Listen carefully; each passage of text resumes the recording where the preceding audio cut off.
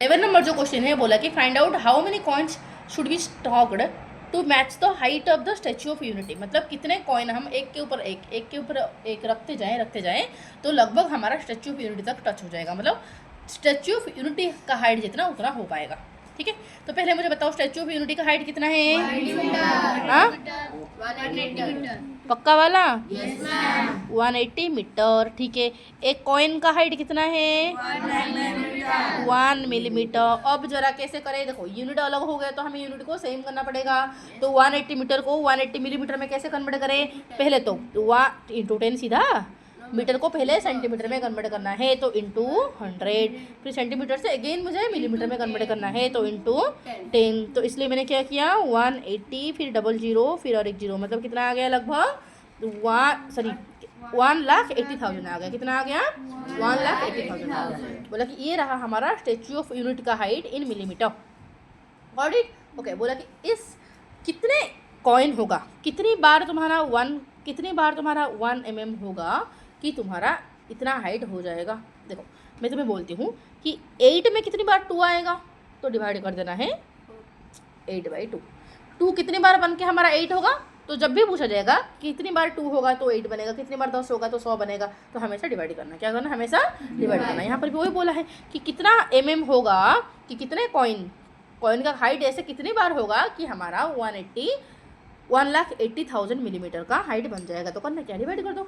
तो 1,80,000 millimetre divided by 1 millimetre.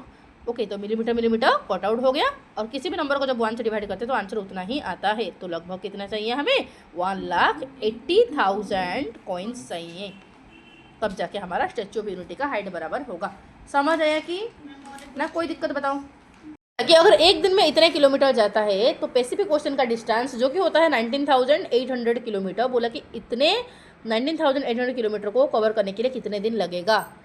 ठीक है, तो करना क्या है? दोनों को डिवाइड करना है।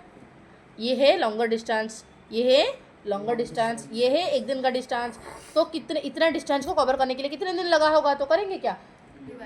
डिवाइड करेंगे। किससे डिवाइड करेंगे? तो total cover distance divide by एक दिन का डिस्टेंस। ओके, तुम बोलो कि मैम एक दिन में तो दो डिस्टेंस दिया है तो कौन सा लेंगे? दोनों ले जाओ, दोनों से डिवाइड करो, फिर आ जाएगा हमारा एवरेज। देखो कैसे करेंगे। अगर मैं 900 किलोमीटर को लूँ तो ऐसे कि 19,800 किलोमीटर डिवाइडेड बाई 900 किलोमीटर। अब किलोमीटर कट हो गया, 0000 कट हो गया तो 9 2 जा 18 बचा हुआ, 9 2 जा 18। तो लगभग अप्रोक्सीमेटली कितना दिन लगा होगा? 22 डेज लगा होगा अगर एक दिन में और 900 किलोमीटर जाएगा तो। बट एक दिन में अगर 1000 किलोमीटर जाएगा तो देख लो, तो 19,800 डिवाइडेड बाई 1000। ठीक है, 0000 कट। अब किसी भी नंबर को जब 10 से डिवाइड करते हैं तो आंसर जो आता है उसी को लिख दो, एक डॉट छोड़ के पॉइंट लगा दो क्योंकि यहाँ पर एक जीरो है। ठीक है, तो इसीलिए हो जाएगा हमारा इतने डेज। तो लगभग हमारा 19 डेज या फिर 20 डेज अप्रोक्सीमेटली 9.8, मतलब अप्रोक्सीमेटली हम कितना ले 20 ले जाएं तो अप्रोक्सीमेटली 20 डेज। तो कितना मैं बोलूँगी तो अप्रोक्सीमेटली उसे 20 से 22 डेज लगता होगा। समझ आया कि कितने दिन लगा होगा? लगभग 20 से 22 डेज लगता होगा। समझ आया ना? कोई दिक्कत बताओ। तो डन ये क्वेश्चन मैंने क्या बोली फिर से समझा दूँ ना? कोई दिक्कत बताओ। बोला कि इतना डिस्टेंस वो एक ट्रिप में जाता है। एक ट्रिप में कितना जाता है? लगभग 13,560 किलोमीटर। और इतना ट्रिप को कवर करने के लिए कितने दिन लगता है? 11 दिन। तो क्या मैं इस बात को ऐसे लिख सकती हूँ कि 11 डेज में जाता है इतने किलोमीटर, तो एक दिन में कितना जाएगा? ये डिवाइडेड बाई 11 कर दूँ, तो वही मैंने की हूँ। ठीक है, तो करने के बाद आंसर कितना आया? लगभग 1232.7 किलोमीटर कुछ आया। तो अप्रोक्सीमेटली अगर माने तो 1232 किलोमीटर एक दिन में जाता है। समझ आ गया अच्छे से?